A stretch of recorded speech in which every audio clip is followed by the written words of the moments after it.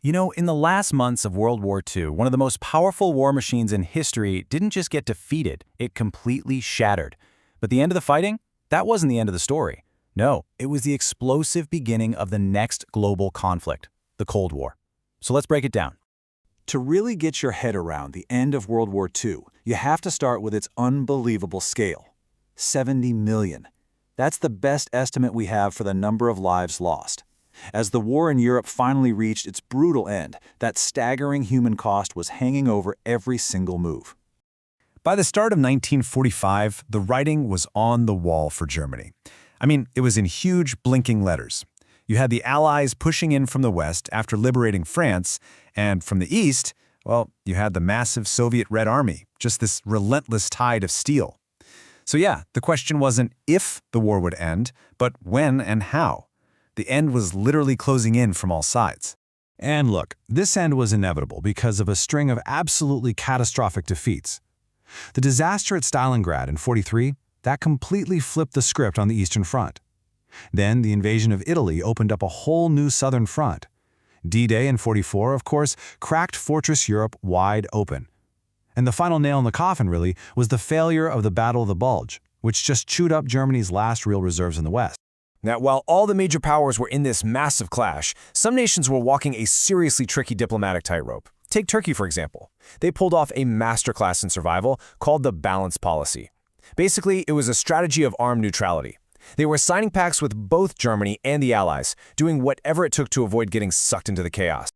And oh, this policy was put to the ultimate test. Get this. In 1943, Winston Churchill himself flew to Turkey to try and persuade them to join the Allies. But Turkey played it cool and skillfully resisted. They had two big reasons. First, a deep distrust of their powerful Soviet neighbor to the north, and second, an army that they knew just wasn't equipped for that kind of modern warfare. Okay, so fast forward to April of 1945. All those years of grinding warfare and careful diplomacy, they suddenly give way to this violent, sudden collapse. The German war machine didn't just slow down or grind to a halt, it fell apart, completely. And the end came not with a whimper, but with an absolute roar. The speed of it all is just breathtaking. Think about this. Within a single week, 1.5 million Axis soldiers surrender on the Western Front. Then, Italy's dictator, Mussolini, is executed. Just 2 days after that, Adolf Hitler kills himself. And 2 days after that, the capital, Berlin, finally falls to the Soviets. The entire thing just unraveled in 7 days. So, the fighting's pretty much over, but the story's conclusion? It's far from simple. The official surrender wasn't just a formality. It actually became a political stage, and it showed the deep cracks that were already forming between the victorious Allies. And this is where you can literally see the post-war tensions starting to boil over. There wasn't one surrender, there were two. On May 7th, Germany surrendered to the Western Allies in France. But the Soviets, who had suffered unimaginable losses on the Eastern Front, they were furious. They insisted on having their own ceremony. So the very next day, in the ruins of Berlin, the Germans were forced to sign a second surrender, this time specifically to the Red Army. I mean, what a powerful signal of the distrust that was already splitting East and West. The Allies were determined not to leave any room for doubt this time. They remember that whole stabbed in the back myth that popped up in Germany after World War I. They were not going to let that happen again. So they made the defeat absolute. They arrested Hitler's successor, Karl Donitz, and his entire government and just formally dissolved the Nazi state once and for all. So the fighting had stopped, but the consequences were really just getting started.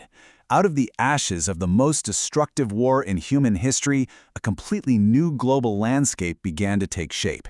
So what did this new world look like? Well, right away, Germany was occupied and carved up. A new organization, the United Nations, was created with the hope of preventing another catastrophe like this. But the biggest thing, the most critical change, was that the old European powers were now overshadowed by two new superpowers with completely opposite ideas about the world, the United States and the Soviet Union. The stage was officially set for the Cold War. So whatever happened to Turkey and its careful balancing act? Well, in this new world, being neutral wasn't really an option anymore. If you wanted a seat at the table, and specifically to be a founding member of the United Nations, you had to pick a side. So Turkey made a strategic call. Just months before the fighting ended, it declared war on Germany and Japan. But here's something that really drives the point home. Even though not a single Turkish soldier fought in combat, staying neutral still had a cost. Over 22,000 Turkish military personnel died during the war years. It's just a stark reminder that even for a nation that managed to stay out of the fight, the shadow of this conflict was long and deadly.